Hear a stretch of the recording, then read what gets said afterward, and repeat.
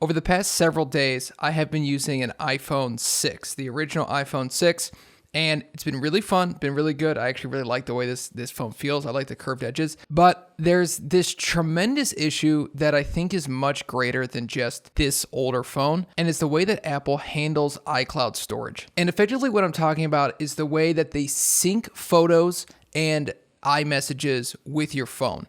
So the way that it works for the uninitiated is that you can set up your iCloud account. I pay for 2 terabytes every single month. It's not really that much money, but it does kind of lock you in. No big deal, whatever. I like iPhones. Well, I do mostly like iPhones. What's happening is with this older phone, I'll set myself up. My messages, for the most part, will download almost all of them. I think basically all of them, minus all the pictures, will download, which is like 2 or 3 gigabytes. No big deal. I kind of like having those on my phone. But then it asks me for the option to download my photos on the phone. And I don't want all my photos on the phone, but I want to sync it with iCloud. The only option within the settings app is, I'm going to show it right here.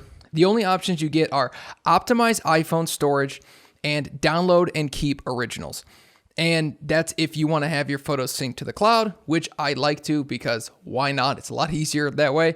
So optimize iPhone storage seems like a really reasonable thing to do. It's basically saying if your iPhone is low on storage, full resolution photos and videos are automatically replaced with smaller device-sized versions. Full-size resolution versions can be downloaded from iCloud at any time. That seems great, right? Well, on this phone, it's not quite so good, because what happens is Apple will force download all of those images onto this phone. So even if they're the lower resolution version of those images, it'll still fill up the storage on this phone, which is only 16 gigabytes. It'll fill that up almost immediately. I mean, I had to reset the phone. I mean, it's currently sitting here because it's unusable when the storage is full. It might just be because it's an older phone, but I know my wife's storage on her iPhone 11 is full, and that phone is unusable. She uses it and it's okay, but for how much you paid for it, just after 3 years of using it, it shouldn't be as unusable as it is now. It's way too slow. You click something and you can basically see the phone anytime you click an app, dumping the RAM and then like filling it back up so it can actually use that phone. And I'm not saying that's exactly what's happening, but it seems like the way the phone is operating is when it doesn't have any storage, it is basically unusable. This phone, when it's got 3-4 gigabytes of storage available, it's completely fine. I have no problems using it. Is it as snappy as an iPhone 13? No, it's not. It's not supposed to be. It's like 7 years old at this point. But the idea of Apple forcibly downloading photos onto your phone is really frustrating, because you're left with, there's 2 options. There's option 1, where Apple will forcibly download your photos to your phone because you want to back them up. And so what it does is it downloads all your other photos to your phone in a lower resolution version, but still downloads them all. And if you have a phone with only 16 gigabytes of storage, it'll take that up in a heartbeat. You'll plug it in on the charger and you'll connect to Wi-Fi, and then 20 minutes later, you'll have so much data on your phone that you can't use the phone anymore. Or the other option is not backing up your phone at all. That's it. Those are the 2 options. So Apple basically puts you in a position where you pay for their service, their iCloud service, which does work really well, works really good for iMessages, which I have another complaint about that in a second. It works really well for iMessages, and it works well for photos. I mean, everything does get backed up almost immediately, and that's really nice. But it's really nice, and I think this phone either has 64 or 128 gigabytes of storage. It's really nice because this phone has plenty of storage. I don't have to worry about deleting photos or anything on this phone because it's got plenty of storage.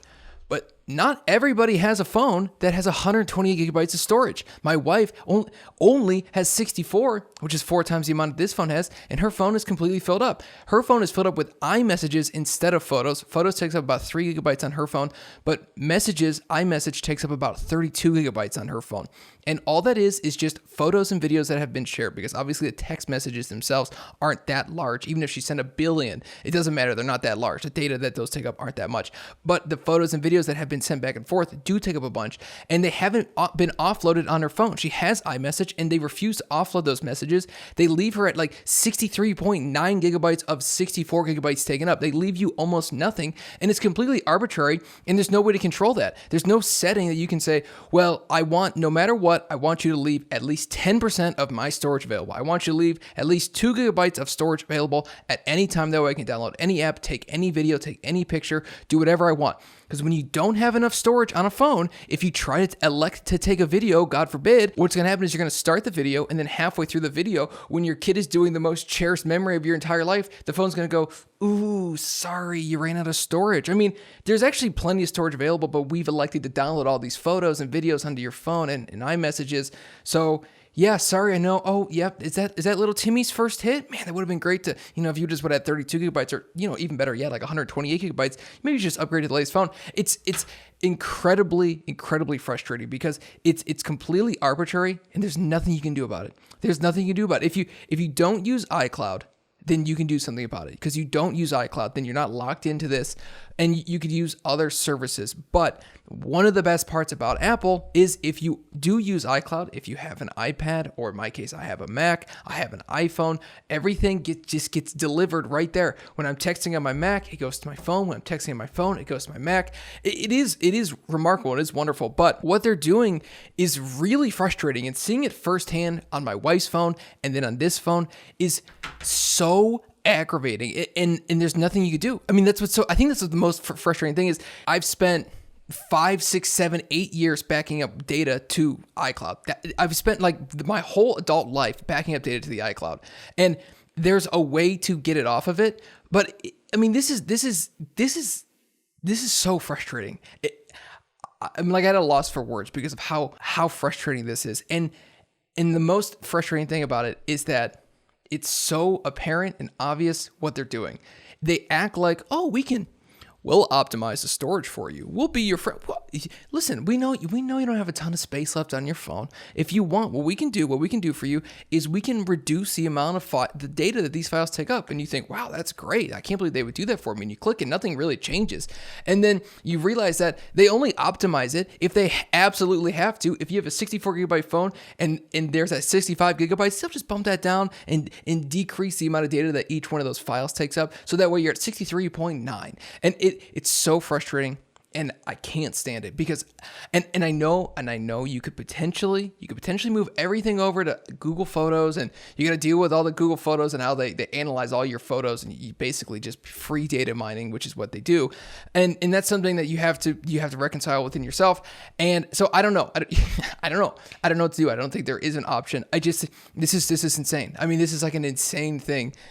This is so frustrating. So if you're considering getting an older phone, if you want to downgrade, or you want to upgrade your older phone already and you don't want to spend $1,000, $1,200 on a new phone, which I think you shouldn't do. I've talked about that ad nauseum on this channel, and you wanted to buy something maybe not like a 6, but like a 7 or an 8 or even like a 10S, I think you just have to be careful with what you're doing. I still love iPhones. I love the way everything works together. But what they're doing, that is so frustrating, and it's completely out of your control. If you want to back up your photos with iCloud, you got to make sure you have enough storage on your phone, which seems really backwards. And if you don't want to back up your photos with iCloud, then that's fine, but you don't have your photos backed up, and that's the dice roll. That's a dice roll you have to take. So that's it. That's all I have to say. This is so stupid. I had to delete everything off this phone. I'm gonna reset it. I'm gonna restart using it again. I don't know if any of this video even made sense, or if I just repeated myself a bunch, and I'm sorry if I did. This bugs the crap out of me. This is so frustrating. So thank you guys for watching the video. I will see you in the next one. Peace out.